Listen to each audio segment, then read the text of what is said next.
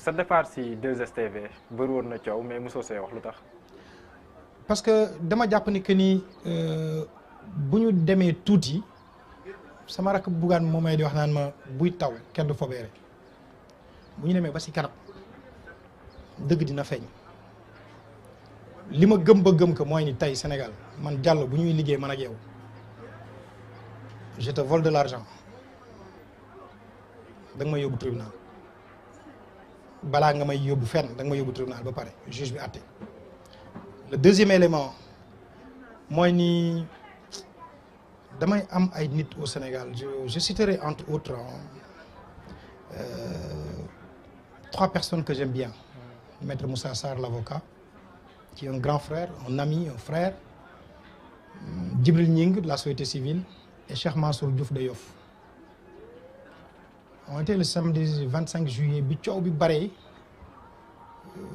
j'aime bien faire la marche le samedi matin. dëkkuñu ñoom ñett. est-ce que sax xamante nañu je sais pas mais quand Moussa Sarr m'a appelé il me dit waaw Ben tu vas bien ma ne ko mënuma waa mais coow bu may dégg. je dis mais maître yow depuis le départ xam nga quand j'ai quitté la Sen TV di ñëw ak yëpp. parce que tu me conseilles et tout donc man je réponds pas mu ne ma foofu laa la doon xaar si tu réponds dootuma la tudd àdduna ak àlaxira ñun ñi nekk ak yow xam nañu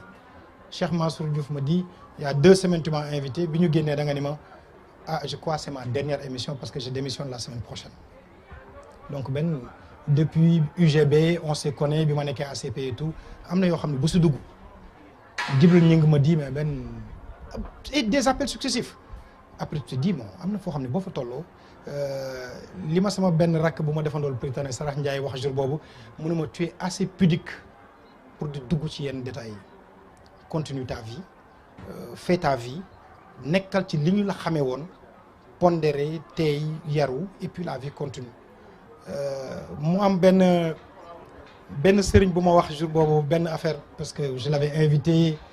un jour dans les grandes heures il m'a dit waxu benn fan la on est samedi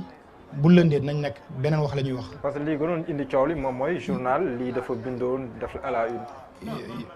yàlla dafa def affaire bi am samedi le lendemain Babacar Touré décédé donc le lundi on parlait que de ça mais journal lii bind xam nga dama naan àdduna am na yoo xam ne yàlla moo koy atte ba fii may wax ak yow li may sop yëpp je n'ai jamais mis les pieds par exemple à Foundiougne bu ma juddoo ba tey mosuma dem Foundiougne depuis 2015 j'ai pas mis les pieds à Kidira pas Kidira à Kédougou. Parce que 2015 2013 laa mujj jógee Mali traversé avec ma voiture pour jaaree Kéniéba donc Kédougou pour ñëw après quand j'ai lu j'ai dit mais comment man un confrère un grand frère boo xam ne am na lu ñu seq ci àdduna man naw ko lool parce que dañu daawoon di nekk tout le temps peut se permettre d'écrire ça j'ai dit c'est pas grave dina am bés dina ñëw à l'époque wax nga mën nañ def émission j'ai dit je n'en parle pas mais je me suis dit bés dina ñëw mbir yi dina leer parce que itam li cool di bare ñi la xam dëgg xam nañu ci li nga nekk lan la xam nañu comment tu fonctionnes xam nañu comment tu vis xam nañu yaay kan donc il y a pas de problème et d'ailleurs ça m'a permis de me redécouvrir je suis reparti faire autre chose je me suis pas reconverti j'ai dit avant dama daawoon defal ay nit mais tey jot na nag nga defal sa bopp c'est la moindre des choses et je le fais sans aucune animosité il s'est passé tellement de choses depuis rapport avec El Hadj Ndiaye mi jiite 2S non mais c'est un oncle man si je vais chez ma grande sœur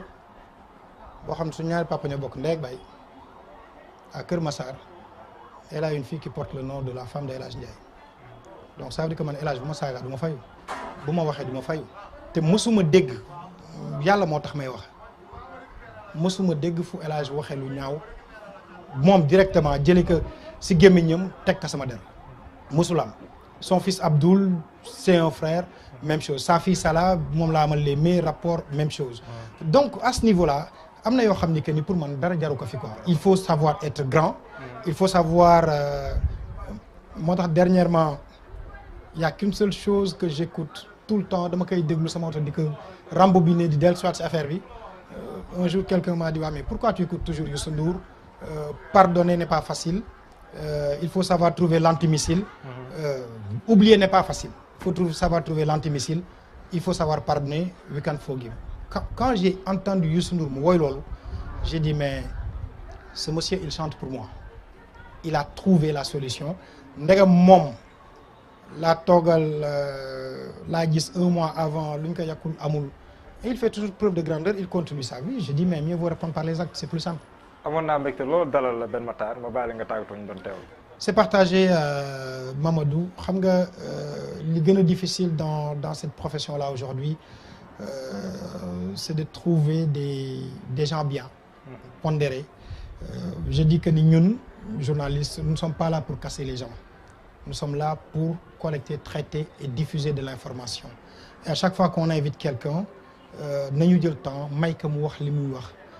sans animosité sans tentative de ceci parce que détruire du loolu mooy suñu métier ñun même si par la caméra par la plume par le micro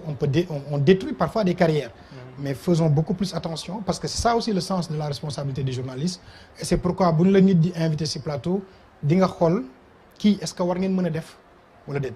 mais bu fekkente ni que ni c'est toujours pour te rabaisser boo fa demee franchement yaa tooñ sa bopp c'est la raison pour laquelle c'est véritablement un plaisir non pas que ñu toog jàkkaarloo si benn plateau mais que ñu mën di waxtaan tout le temps parce que au téléphone assez souvent moi quand je vois faire quelque chose de kii je t'appelle je dis mais jeune frère franchement je suis séduit je suis bluffé ça va très bien donc nit ñi bu ñu la xamee si loolu lañ lay jàpp et c'est ça la carte de visite du bon journaliste. Merci beaucoup Ben Matar amoon naa mbégte lool dalal la plaisir partagé